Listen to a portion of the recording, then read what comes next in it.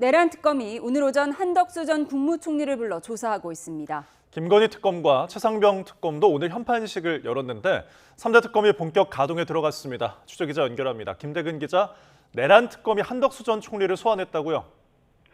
네, 내란 특검 그야말로 전방위 속도전에 나서고 있습니다.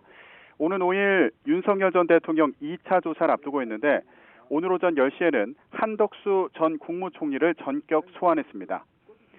지금 보시는 화면이 내란 특검이 있는 서울 고검청사인데요.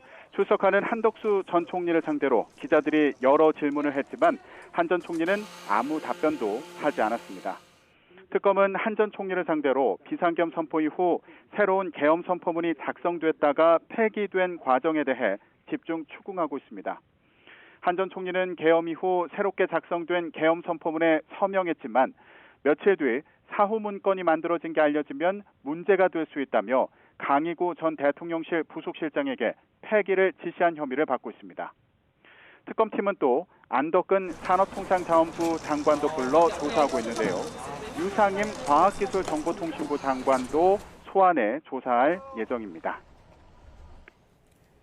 네, 윤석열 전 대통령 측은 이번 토요일이죠. 5일 오전 9시에 출석하겠다는 입장이죠. 네, 내란 특검은 윤석열 전 대통령에게 2차 조사를 위한 3차 소환 통보를 했습니다. 지난 1차 소환과 마찬가지로 특검은 오전 9시에 나오라고 통보했지만 윤 전 대통령 측은 오전 10시에 출석하겠다고 밝히면서 신경전을 이어왔는데요. 윤석열 전 대통령 측은 오늘 9시 정각보다는 조금 늦을 수 있겠지만 되도록 9시쯤에 출석하겠다고 밝혔습니다. 또 기본적으로 출석을 피하는 입장이 아니라 적극적으로 가서 진술하겠다고 강조하기도 했습니다. 김건희 특검과 최상병 특검도 오늘 현판식을 열고 본격 수사 개시를 선언했다고요? 네, 김건희 특검과 최상병 특검도 오늘 각각 서울 광화문과 서울 서초동 특검 사무실에서 현판식을 열었습니다. 이렇게 3대 특검 모두 본격 가동에 들어가게 됐습니다. 민중기 김건희 특검은 지나치거나 기울어지지 않게 수사를 진행하겠다면서 모든 수사는 법이 정한 절차와 방식에 따라 이루어질 것이라고 강조했습니다. 이명현 최상병 특검은 철저하게 실체적 진실을 규명하기 위해 최선을 다하겠다며 앞으로 수사 방향을 설명했습니다. 네, 그럼 김건희 여사는 어느 특검에서 먼저 조사하게 될까요?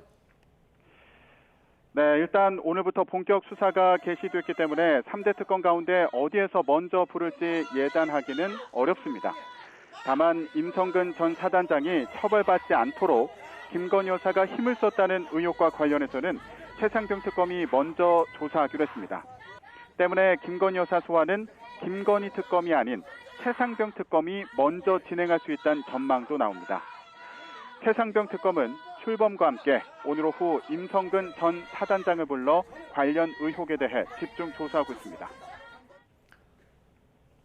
네, 그런데 김건희 특검도 수사할 게 많이 있잖아요?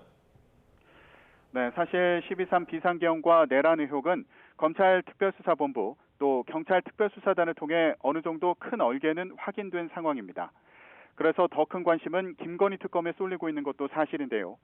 도이치모터스, 삼부토건 주가 조작 의혹, 또 공천 개입, 건진법사 청탁 의혹 등 수사 대상만 16개에 달합니다.